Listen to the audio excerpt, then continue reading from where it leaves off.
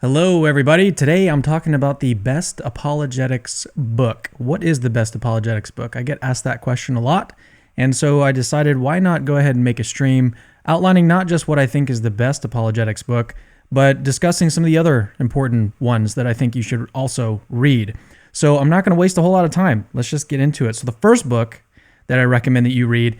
So actually, let me give you some what's going to happen in this stream. So first of all, I'm going to go through the different books. I've got about 5 books lined up, and then I'm going to show you my favorite one at the very end of that. Don't know how long that's going to take, but anyways, that's the first part of the stream. The second part of the stream is going to be apologetics-related Q&A. So if you have a question that is related to apologetics, could be about the Kalam cosmological argument, the contingency argument, the argument for moral knowledge, whatever your apologetics-related question is, I would love to hear it.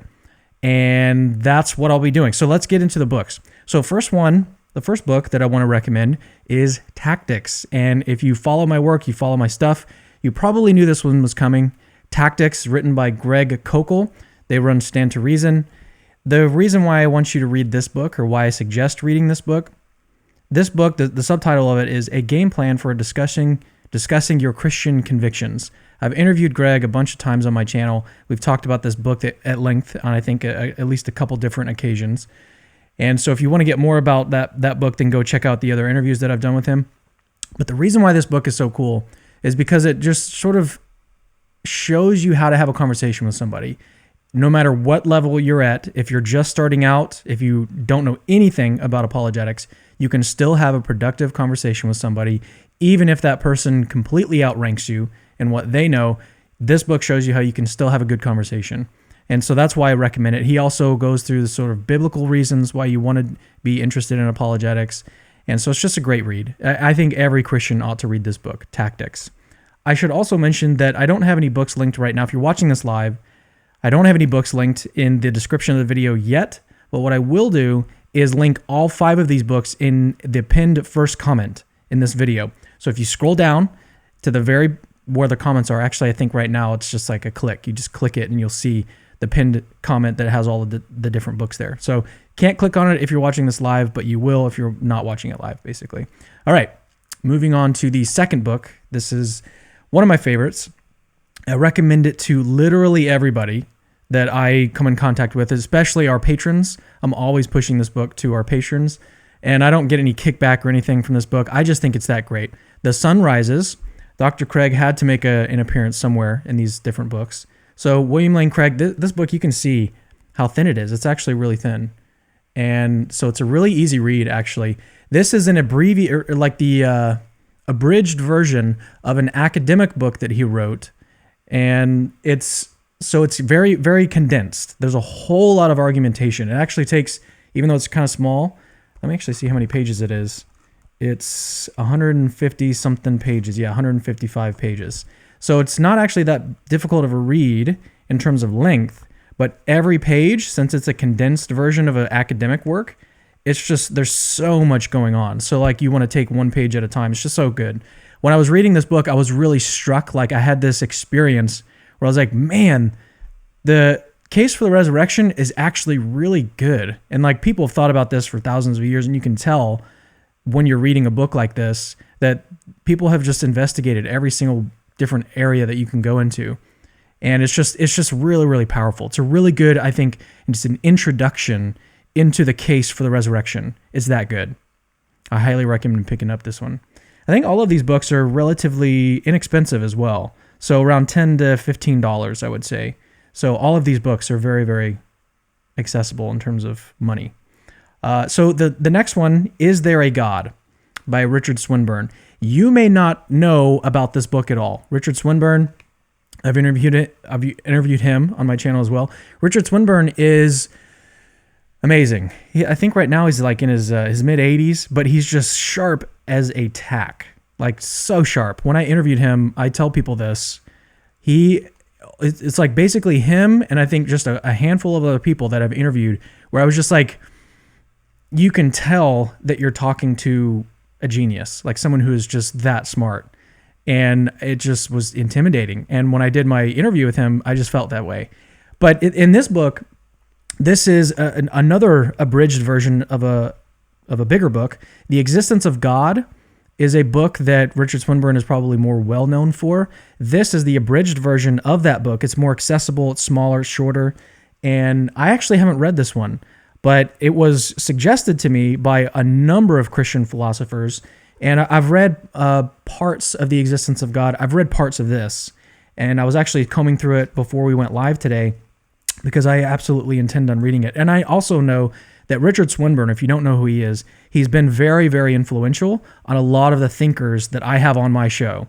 So most people, most Christian philosophers know who he is. They've read his work. They know about it. He has his hand in a lot of different things. So I want to share with you a quote out of this. See if we can focus it on there. And you can pause it and read it if you want. But I'll just go ahead and read it out loud. It's a little bit long, but I wanted to give you a taste of what this book is like.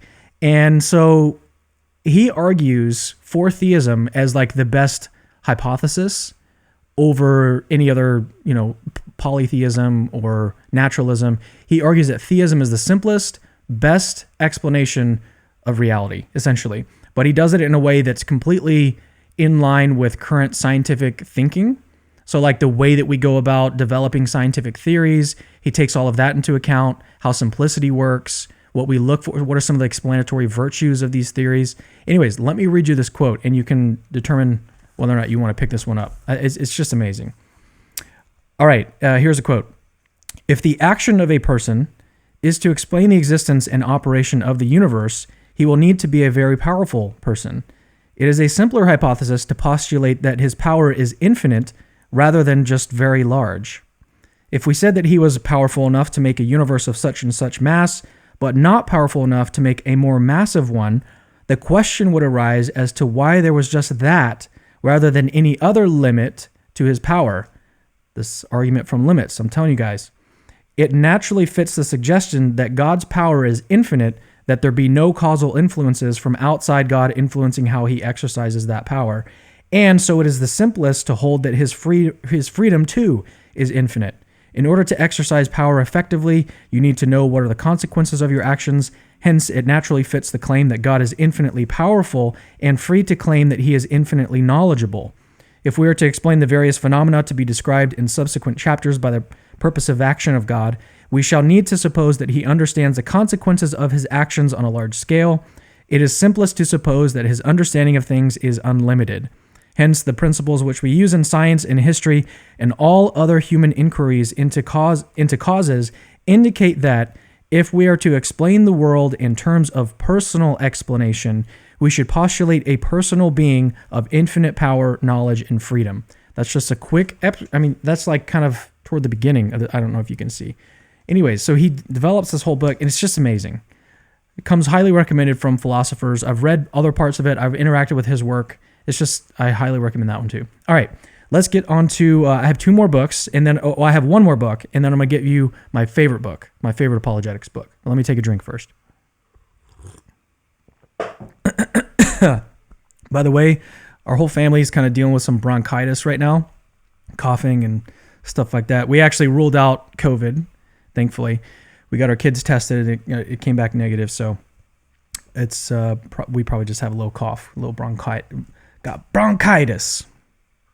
All right, let's get on to... Oh, and by the way, let me mention one more time. If you just joined, we're going to do some apologetics-related Q&A in probably another 10 minutes or so. So if you have a question related to apologetics, if you send it as a super chat, that's obviously the easiest way for me to go find it. I've mentioned that before. But if you have a question, you'd like to submit it when I ask for them, just start thinking about it now. All right, so here's the next book. You guys knew this was coming as well. How Reason Can Lead to God. Not crazy fan about the way that this is designed, because I don't think many people are used to reading from bottom to top. God to lead can reason how, I think is how most people are going to read this. But anyway, so this is a book by Josh Rasmussen, who's, again, been on the channel a ton, and he is brilliant, super smart. He is, it's not just that he's smart. A lot of these guys are smart, but one of the things that I really like about Josh is that he navigates and looks at all of the different possibilities. So he'll go down this path and he'll work out how all of that works. and come to a conclusion based on like the path that like I don't have that ability. I can't go down all of these different paths and just think abstractly like that. I've got to like take one piece at a time and put the whole picture together, like sort of piece by piece. But he can just, it's crazy. But this book is so good. It's the best, most powerful, most persuasive case, argument, whatever you want to call it, for God's existence that I've ever come across.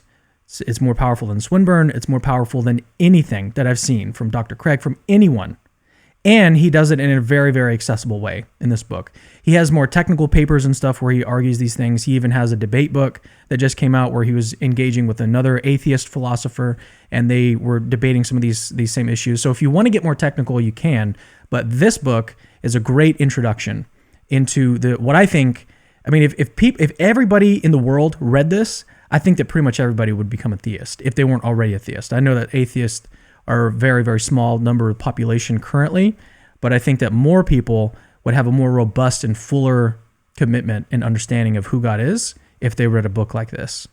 And I think that you should definitely read it too. It's one of the books that took me away because there was a point where I was getting skeptical and I was falling away from the faith. If you want to even say that, I would never categorize myself as an agnostic or as an atheist, but there were times when I was experiencing some significant doubt. And it's through the work of Josh Rasmussen and some other people that kind of brought me back and realized that, hey, look, no, there actually are really good arguments, really powerful reasons to think that God exists. And this is one of the things that did that. And I talk about it in my work and stuff, but I highly recommend this book. All right, let me give you my favorite apologetics book. And this book is probably not what you're expecting. I'm just going to say it. You're probably not expecting me to show you the book that I'm about to show you. But let me talk about the author a little bit. Alvin Plantinga is probably one of the most... He's up there with Richard Swinburne in terms of his influence in analytic philosophy of religion and just thinking on these issues, thinking on questions about God's existence. Does God exist? In particular, he was instrumental in showing that one of the earlier formations of the problem of evil, you've probably heard the title, The Logical Problem of Evil. He was instrumental in showing that logical problem doesn't work. It just doesn't work at all. And a lot of philosophers, including atheists, most atheist philosophers, I'll say, now recognize, including Paul Draper and Michael Ruse and some other people, they realize that the earlier version of the problem of evil, the logical form of it, doesn't work. There's quotes from atheists, like I said, Paul Draper. They recognize this. He is amazing. Alvin Plantinga is, if you haven't read any of his stuff, like you need to read something from him. And what I would suggest is reading this one. And I'll go ahead and show you. God, Freedom, and Evil. It's a very short book, very small. Let me actually see how many pages are in this one. I looked in, so 112 pages. I think the majority of the book is focused on the problem of evil. Yep. So that's, I think, let me see how many pages that is. 73 pages, give or take. No, not give or take. 73 is the right. There's 73 pages devoted to the problem of evil, and then he looks at natural theology, what we can say about arguments for God's existence. And this was actually before a lot of new developments started happening. So the teleological argument, the argument from fine-tuning, has in recent times been developed significantly more so than it was back when he was writing this. This was back in 1974, I believe, in the 1970s. I don't remember the actual date that it was published in. Let me see if I can find it. Yep, 1974. It was published in 1974, but a lot of things have happened since then. Anyways, let me talk to you why I think this book is so important and why it's not even really an apologetics book. It's like a philosophy of religion book. It's awesome, but it's not really an apologetics book. So you might be thinking like, why am I even recommending this as like the number one apologetics book? So let me tell you, when I read this, when I was starting to read this, it opened my mind to the power and the beauty of analytic philosophy. You may not know what that term means. Basically, it's a way of getting very, very rigorous and careful with your thinking. You've got to define your terms. You've got to look at every premise in your argument and make sure that it follows. You've got to analyze everything and make sure that your entire argument is sound. That's the way that I'm going to characterize it, philosophers probably will disagree with that definition of it, but this book introduced me to good analytic type philosophy thinking. So what he does is he takes the argument from evil, Mackey's version that he published in The Logic of Theism. He takes this version of the problem of evil and he goes, well, look, this seems kind of plausible. This seems kind of plausible. But then he narrows in on like one premise and he's like, is this true? Well, actually, no, here's a very clear counterexample. And then he develops it and he says, well, maybe the atheist could say this. And so he alters the atheist's own premise. And then he looks at that and he tears that to shreds. And he does the same thing like over and over and over. It's a very charitable way of doing things, actually. So he'll take a premise, he'll object to it, he'll say, no, this premise is obviously false given this counterexample. And then he'll modify the premise. I'm kind of just sharing the process again, but I think it's helpful to do that just to reiterate. He modifies the premise to something that avoids that worry, that counterexample. And then he objects to that and gives a very clear and obvious counterexample to that. And he just does that over and over. And it's amazing. It really showed me you don't have to be scared of philosophy or of these different arguments against God's existence. Or if you're an atheist, maybe you're going to take the opposite view and say that arguments for God's existence can be scrutinized to the same degree. I think that's the benefit, that's the beauty of analytic philosophy, really, is that it forces you to really think deeply and clearly about what it is that you're arguing and whether or not the premises are actually true, looking at the best objections to it and seeing if it's an actually good argument. And so what Plantinga pretty much showed in like 70 pages is that the logical form of the problem of evil fails. And one of the things that he uses, one of the tools that he uses, is what people now refer to as the free will defense. And to my knowledge, I think that he was the first one. It wasn't like he wasn't the first one to come up with the idea, with like the general idea of freedom being a sort of response to evil. But he was one of the first people to call it the free will defense. And I'm not going to get into all the details because I'm just giving you an overview of the book, and I'm suggesting that you go ahead and pick it up and read it yourself. This one is the most challenging, I would say, of all 5 that I've mentioned today.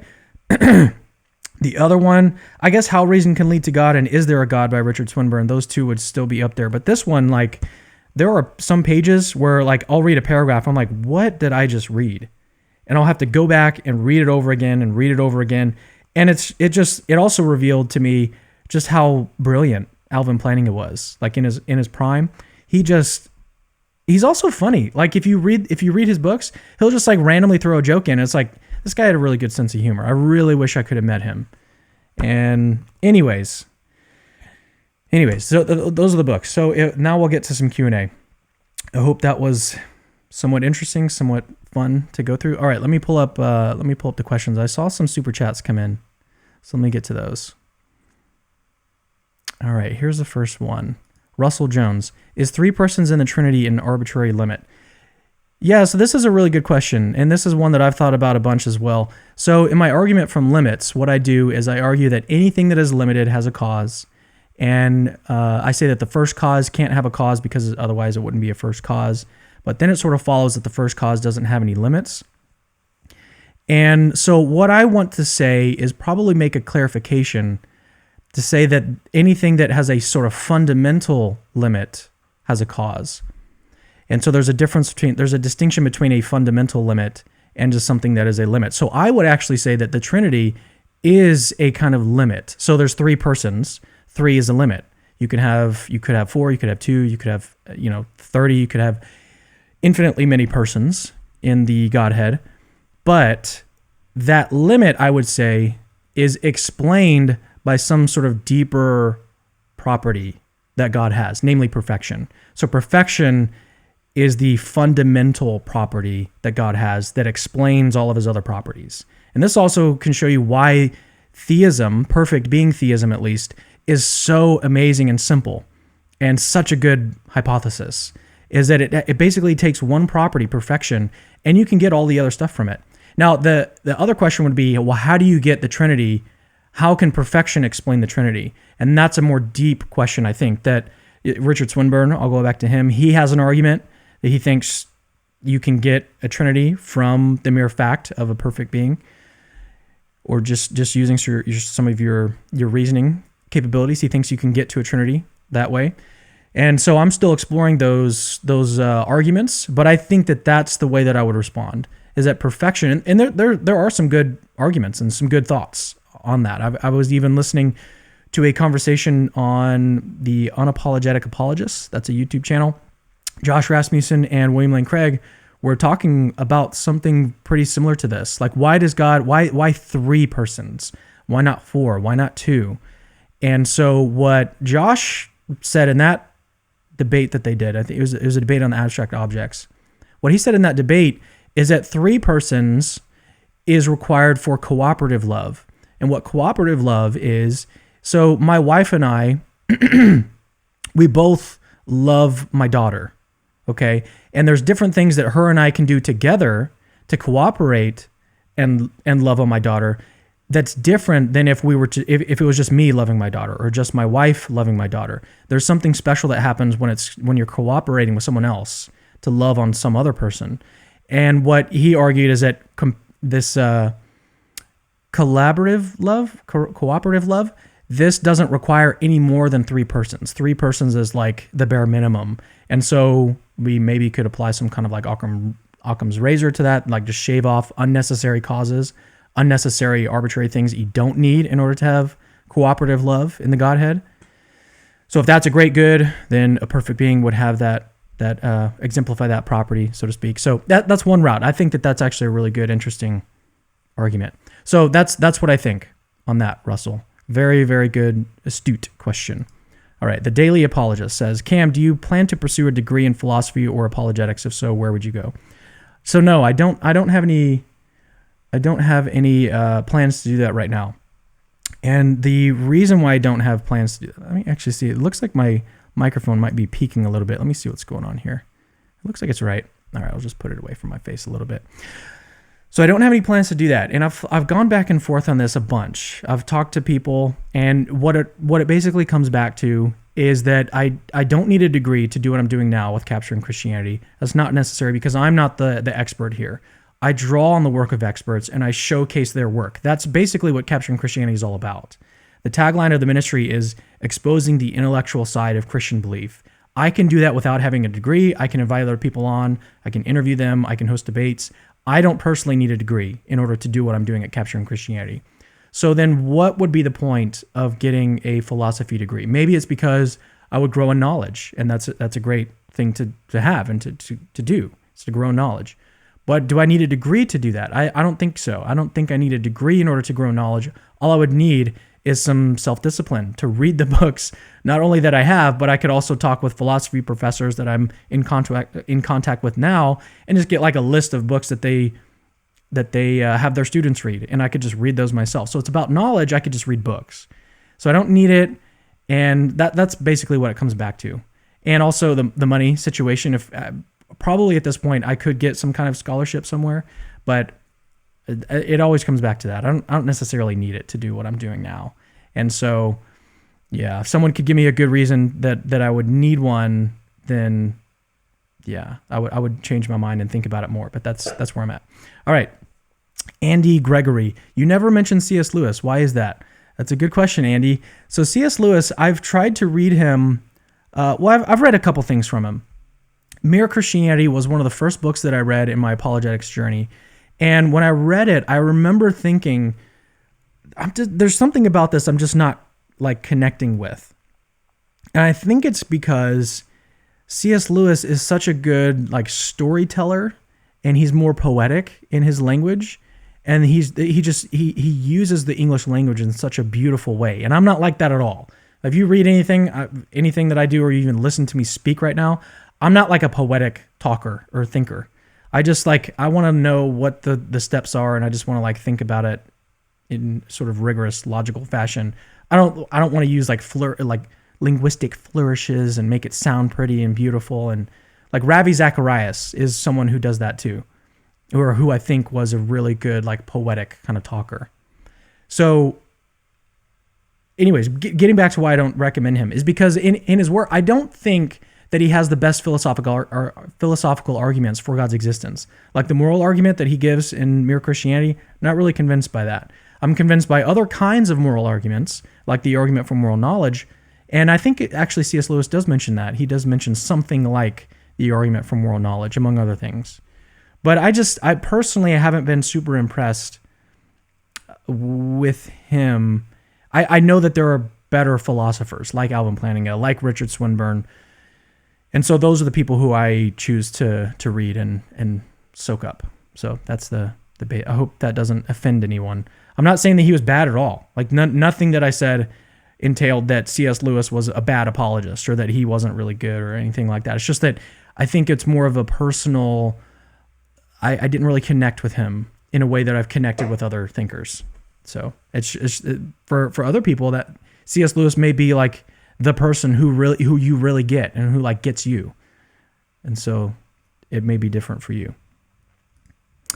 All right, Mintat. Thank you guys for sending these super chats in, by the way. Mintat says, is there value in sticking to arguments that don't require highly contentious premises like dualism? Yeah, I think there is. The more modest your argument can be, and by modesty I mean the more like widely accepted a premise will be, the more applicable it's the more people you have a chance of persuading by this argument is using an argument with more modest premises. So dualism, that's part of the reason. I mean, I'm not even convinced of dualism personally. I think that there are some good reasons to be skeptical. So I'm on the issue of anthropology, on what we are made of. If we're a body and a soul, a body, soul, and a spirit, if we're just a body, I'm completely undecided on that personally. I'm still looking into it. I'm still developing my thoughts on it. That's where I am personally. And so I wouldn't use an argument from dualism because I'm not personally convinced of any arguments for dualism, though I may be convinced by one fairly soon, the more I interact with Dustin Crumit's work. But so I don't personally. I wouldn't use the argument from dualism because it's suppose that I were convinced though of some good argument from dualism.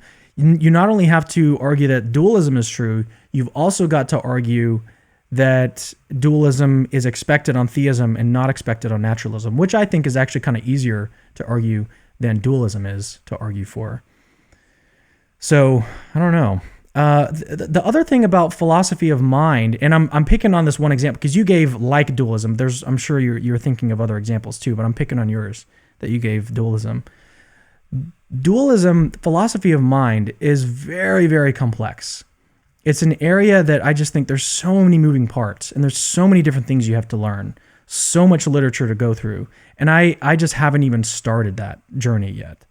And so that's one of the things that's kind of keeping me back from that, is that I just know how much work is going to need to go into that, essentially. So it's kind of out of laziness that I haven't really looked into that argument. And I don't think that we need that argument to build a really strong case for theism, even though I think that if dualism were true, that would give us a very good reason to think that theism is true. Because on theism, we already have mind. A mind is sort of the foundation of reality. And so we'd expect to find other minds. But if matter, or if non-personal being, if consciousness is not foundational to reality, then it's surprising that we would find beings that are conscious in reality. Like there's not really a whole lot of reason to think that would happen on naturalism. So I think it could be a really powerful argument for theism. Okay, Mickey Isum. I'll pull his comment up, take a little swig of water. Thank you for your super chat, Mickey. He says, have you read Victor Reper's work, C.S. Lewis's Dangerous Idea, and Kaiman Kwan, Rainbow of Experiences, also David Bentley Hart's Experience of God? Must reads, in my opinion. Please bring them to a show. So I have not read any of those books, unfortunately. I have read one thing from David Bentley Hart, and that is his book on the beauty of Christianity. And that's another book that I just wasn't connecting with. Kind of like C.S. Lewis, I don't really have any kind of connection to David Bentley Hart when I read him. And I think what explains that is that he's more in the continental tradition than the analytic tradition. And just sort of the way he talks is more poetic. I think it's more like, it's more dressy. And I want someone who gets, like, just get to the point. Give me what the end goal thing is. Like, give me that. And get there quickly, as succinctly as you can. And someone like David Bentley Hart, I think they just kind of go around and perhaps he has really good ideas. And I think a lot of people really like him. And so I'm not discounting that. I'm just saying that it's just sort of laborious. It takes a lot of work on my part and a lot of self-determination in order to read someone like him. So that's why I haven't. But the other guys, that sounds cool. All right, let's get to another question here. Thank you guys for sending in all these super chats. I was not expecting this on this random Tuesday afternoon. President Sunday, you've come a long way since the great Koppel Wars. Koppel, James Koppel. I think that's who you're talking about. Yeah, and I don't know who you are, President Sunday, but yes. There was an atheist who had a very deep hatred, I would say, for William Lane Craig's ministry, James Koppel. He was an Australian guy who's actually really, I watched a YouTube video that he did. He was baking some bread, and I think you can still find it on YouTube. He's baking bread, sourdough bread, and he was endearing. I wanted to watch more of his videos. I wanted to encourage him to make more food videos. But when he argued religion about theism and atheism, it was terrible. And that was what I was originally doing in my apologetics career, if you want to call it that. I was originally going out and in these different Facebook groups and on the Reasonable Faith forums, and I was doing a whole lot of apologetics there. And that's where I met James Koppel and some other interesting characters that I don't really talk to anymore. All right, let's move on to the next question. That took me back. All right, here we go. Fresh coat of paint. Thank you for your super chat. That is super generous. Thank you so much. Let me get it on the screen so everybody can see. All right, where does the presupposition of a good God come from in the problem of evil? Mere theism does not presuppose the goodness of God, so why do atheists pick this attribute from Christianity while ignoring the totality of a Christian view of good/evil? So this question is a little difficult to understand. So let me try to take it in pieces. Where does the presupposition of a good God come from in the problem of evil? So that one, I think what the atheist is doing is they're just saying, look, I've got some evidence against your God that you think exists. I've got some evidence against that. Here it is, the problem of evil. So I don't think that it's arbitrary or a presupposition. I think that they're saying, look, you believe in this God, here's some evidence against that God. That's what they're trying to do. Mere theism does not presuppose the goodness of God. That depends on what you mean by theism, because theism could mean a whole lot of different things. And so it depends on what you mean. Perfect being theism, for example, the kind of theism that I believe in, that does presuppose a perfect being, a morally perfect being. Presuppose is probably the wrong language. That's what it is. That's what it is. Perfect being theism entails that. So why do atheists pick this attribute from Christianity while ignoring the totality of a Christian view of good and evil? So that I think is more interesting. So if we want to argue, so this would be some evidence, I think. They could argue this. And actually, I'm not convinced that it is evidence against God's existence. I did a debate with an atheist, Justin Schieber, and I argued that the evidence of evil and suffering is not expected on naturalism at all. And so you can't really say that it confirms naturalism over theism. At best, you could just say it's unexpected on both hypotheses. So it's not really any kind of evidence for naturalism. But anyways, if the naturalist wants to take aim at Christianity, which Christianity is a whole lot more specific of a religion. So theism is just, you could just say it's the idea that a perfect being exists. A perfect being theism, at least. Which I think is the simplest account of reality that you could even come up with. The best one, too, for a number of reasons. But if you want to take aim at Christianity, Christianity entails the existence of suffering, right? And so we'd expect pretty much all the suffering that we see in the world. Literally almost all of it. If Christianity is true. And so if you want to take aim at Christianity, if the naturalist wants to take aim at Christianity, I don't think that that's a really smart move. Because then you're going to actually have a really high probability that suffering and evil exist, given Christianity. And on the other hand, what I just said, you don't expect evil and suffering given naturalism. So evil and suffering would be a whole lot of evidence for Christianity in particular. So I don't think that's the route that the naturalist wants to go. That's why I think that they target the sort of generic theism, which doesn't, you're not targeting Judaism or Islam or Christianity. You're targeting just like some sort of generic theistic God out there. Perfect. It's got to be a morally perfect being. So anyways, I hope that was a good enough response to that. These apologetics questions are awesome. I'm really enjoying these. All right, let's get on to another one. Aristotle.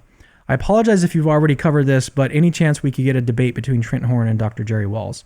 So I would actually like to do that, and I've got to reach out to both parties. Now, Trent Horn, I'm already planning to have on to basically give not a rejoinder to Jerry Walls, but he's basically going to kind of do the same. I haven't announced this yet. He's going to kind of do the same thing on my channel that Jerry Walls did, where he's going to give what he thinks is the strongest argument for Catholicism, and in turn against Protestantism.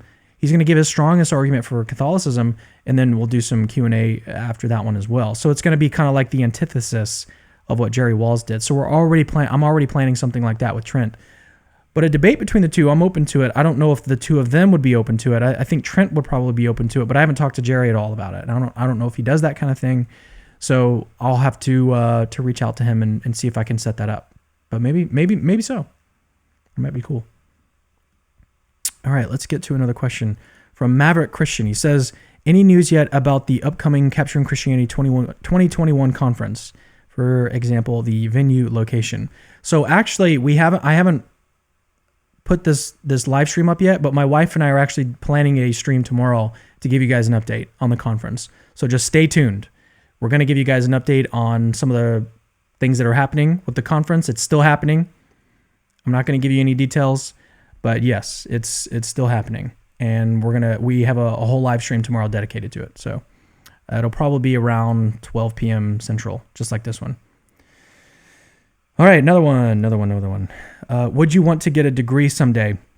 From Dennis. So Dennis, you probably are just joining, but this was another question that I got earlier, and I already explained. Basically, I don't see a need to get a degree because it wouldn't help out the ministry. I don't need a degree in order to do what I do now with Capturing Christianity. And then also, if it's about the knowledge, if it's about getting knowledge in some particular area or just more generic knowledge in philosophy, religion, I can do that by reading books. I don't need a degree necessarily. So that's basically what's kept me back from looking seriously into getting a degree. All right, I think that's pretty much all the super chats that have come in. I want to actually scroll up and make sure that I haven't missed any, because I feel like I may have missed one. I don't think I did. But if you guys have any other questions, feel free to send them in as I'm starting to scroll back up through this feed real quick. Yeah, it doesn't look like I missed any, which is good.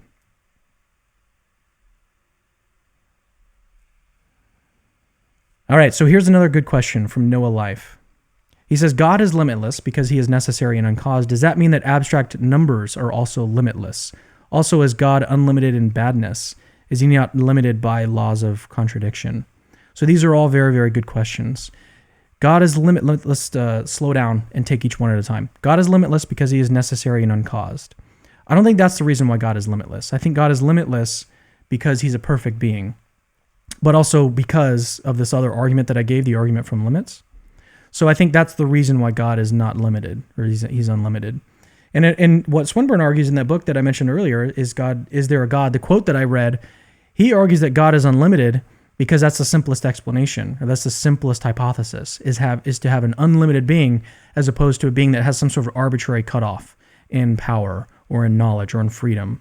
And so what he wants to say is that taking off the limits is the simplest way of building a theory. And he also says that that's what we do in science as well. So here's a scientific example. When we're thinking about the gravity, where does gravity work in the universe? We could say that gravity works in 99.9999% of the universe. That would give us all the same predictions. It would explain what we see. But there's a reason why we don't say that. And instead we just say, well, it just applies to everything. It's just everywhere, 100%. It applies everywhere. And the reason why we do that is because it's a simpler hypothesis. It doesn't require this sort of arbitrary number just built into the theory. It's just, you just say it's everywhere. And you could just say this being is unlimited in power. Instead of saying, oh, it can build 20 universes. You just say, well, no, it has unlimited power, and it chose to create this universe because it has perfect freedom as well.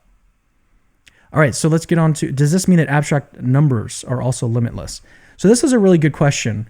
And it's what we could do, that we could modify the argument a couple ways. So I could say that the argument from limits applies to concrete things instead of abstract things. So that's one way to go about it. You could also say that numbers are limited, but they are nevertheless explained by something deeper. Not necessarily caused in like some kind of temporal sense, where like I cause this thing to happen, or I like as I'm building a chair, I get all the parts, and then eventually a chair comes together, and that's like a progression through time. That's not the kind of cause that I'm thinking of. I'm thinking of like logical explanation, like what's the sort of what explains what in this in reality, essentially. So with numbers, you could say this number 2 is limited, but that's explained by some sort of deeper foundational property of reality, and I would say it's just God. God is the explanation. God is the foundation. He's the perfect foundation, the perfect cutoff for explanation.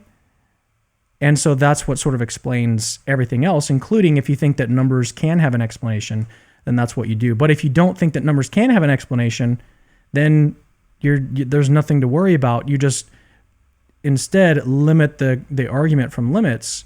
You limit that to concrete things instead of abstract objects. Also, is God unlimited in badness? The reason why God couldn't be unlimited in badness is because that's contradictory. A perfect being is morally perfect. These are perfections. A perfect being has all perfections. Badness, moral badness, is an imperfection. And so it'd be basically like saying this being is perfect and not perfect. That's explicitly contradictory. And is he not limited by the laws of non-contradiction? So that's a sort of deeper question, like what grounds the laws of logic? And so again, I think that is grounded in God's nature. I think everything ultimately, the saying, all roads lead to Rome. I think all roads lead to God's existence. All roads lead to God. So the law of non-contradiction, or laws of logic more generally, I think we could say that they're grounded in God's nature. And so the law of non-contradiction is sort of a perfection, I don't know, that God has. And that's why this law of non-contradiction exists.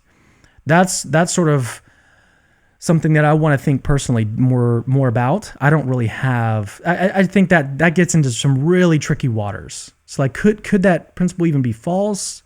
I don't think so. I'm pretty confident. So I don't know. That's what I'll give you though. All right, looks like we had a couple more super chats come in, so I'll get to these and then I'm going to close this one out. So thank you guys again for sending these in. Okay, these are some really good ones. All right. Sorry, I'm like pausing here because I'm trying to scroll down to get to this last one. Okay, President Sunday, another super chat. He says we should to about use of continental thought to I don't know what you're trying to say, bro. President Trent Sunday, we should to about use of continental thought to apologize. We should apply a continental thought to apologetics. I'm not really sure. I just don't know. I mean, anything that I read from a continental philosopher just doesn't. I don't jive with it. So I don't know that I could get on board with that. All right. So another question, Sean Pyle. Thank you for your super chats, Sean. Which atheist and theist would make for the best debate? Like if you could choose any two. The two that I would put together would be probably Graham Oppie and Alexander Proust. The issue there is that Alexander Proust doesn't do debates. He doesn't even do interviews. He doesn't do anything live. What he does is just written. He either will give a lecture or he'll do like a written interview. And so the best debate that could happen today can't happen, unfortunately. Like it's metaphysically possible, but it's not likely. So that's what I would say there. All right, Mickey Assume has another one. It says, to drive the point home, do read some philosophy of mind. Edward Feser's philosophy of mind is the best introduction. Could change your whole perspective. That's a good suggestion. Yeah, I really like reading Feser. He's actually a really enjoyable read for me. I like reading his work. He's got some really good stuff on. If you guys don't know who Edward Feser is, he's a Thomistic philosopher. He's a Thomist, and he has a really great set of books. So I highly recommend checking him out if you guys don't know who he is. All right, Gabriel Jarmillo. Cameron Michael Rood versus IP. I don't know who that is. Cameron Michael. Is that one person? Cameron Michael Rood versus IP. I don't know who that is. IP, I know who that is. Inspiring Philosophy, Michael Jones. But maybe I'll look into that. All right. Andy Gregory. Thoughts on open theism, Swinburne and Van den Wagen. Yeah, so I'm not really open to open theism. No pun intended. But I know that there are some really smart people who hold the view, open theism. Open theism is essentially the view, as I understand it, that God doesn't have knowledge about the free actions of the actions of free creatures, basically. So I think that's basically the view. And a lot of Christians take issue with that. They think that conflicts with what we find in the Bible about God's sort of exhaustive foreknowledge. He has knowledge about everything. Everything that's going to happen in the future, he knows. He knows what it is. He knows what's going to happen. So a lot of people take issue with that. And I think that's something that they've got to contend with, or the biblical passages that seem to suggest that God knows what people would do in certain situations given their free will and stuff. So I don't really have any developed thoughts on it. I'm sort of in between. That's another thing that I'm kind of undecided about. I lean toward Molinism, but I'm also kind of undecided if you were to push me and like say what's your actual view. I'm kind of undecided. All right, we have a couple more questions, and it looks like just one more. Sawyer Smith, are you going to have Hugh Ross or David Bentley Hart on the show? So this was another question that was asked earlier about David Bentley Hart. I actually didn't say whether or not I'd have him on the show. I would have him on the show. I think that'd be fun. I don't know if he does stuff like this. Maybe he does, maybe he doesn't. But I'd also have to pick a really good subject that I think he's probably the best. And so if you'd like to see David Bentley Hart on the show, let me know in the comments, and also let me know what topic we should talk about. If we just did an interview. I don't know if he does like debates or anything, but probably we would do an interview. If you have a topic that you'd like him to talk about, then let me know in the comments. And if enough people like it and upvote it and stuff, then maybe I'll get him on for that topic. So that's something that you guys can do. Hugh Ross, on the other hand, I haven't really engaged a whole lot with his work. I've heard good things about it, but I personally haven't looked into it. I haven't read much of what he's done. I've listened to a few lectures that he's given or debates that he's done on Unbelievable and whatnot. And I know that he runs Reasons to Believe. One of the co-founders of that. I don't know, but I'm open to having him on too. Open to having him on. Okay, so here's Gabriel has a follow-up. He says Michael Rood versus IP on Easter being pagan. That could be fun. I don't know anything about Michael Rood.